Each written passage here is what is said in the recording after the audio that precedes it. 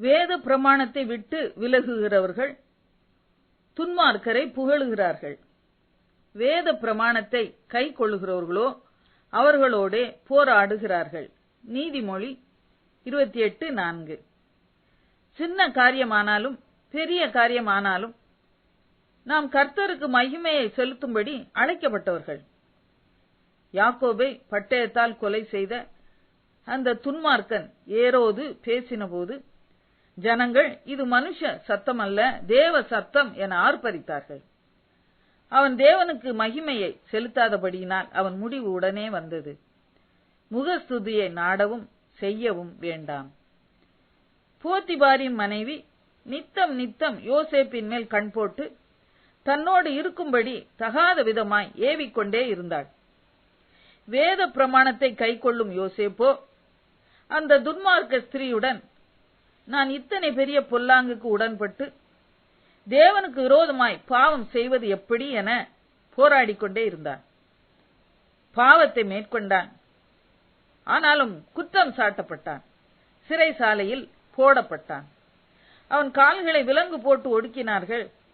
வேத பிரமாணத்தை கை கொண்டு துன்மார்க்கரோடே போராடின யோசேப்பை கர்த்தருடைய வசனம் இன்னுமாய் புடமிட்டது.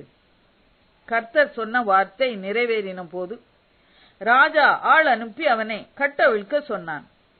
ஜனங்களின் அதிபதி அவனை விடுதலை பண்ணினான்.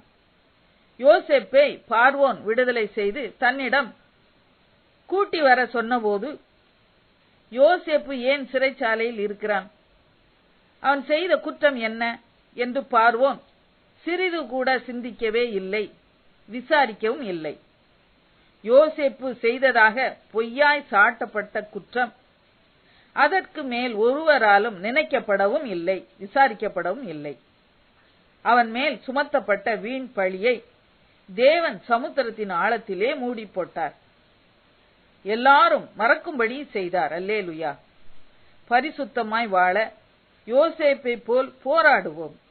பாவத்துக்கு விரோதமாய் போராடுகிறதில் இரத்தம் சிந்தப்படத்தக்கதாக நீங்கள் இன்னும் எதிர்த்து நிற்கவில்லையே. எபிரேயர் 12:4. எருசலேமின் அலங்கத்தை கட்டும் கர்த்தருடைய பணியில் ஈடுபட்ட நெகேமியா துன்மார்க்க சன்பலாத்துடன் போராட வேண்டியதாய் இருந்தது.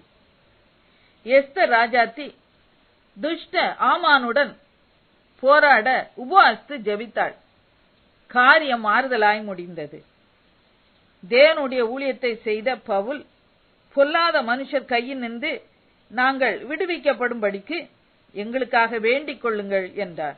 வேத பிரமாணத்தை கை கொண்டு வசனத்தின்படியே போராடுவோம், ஜெபிப்போம், வெற்றி பெறுவோம்.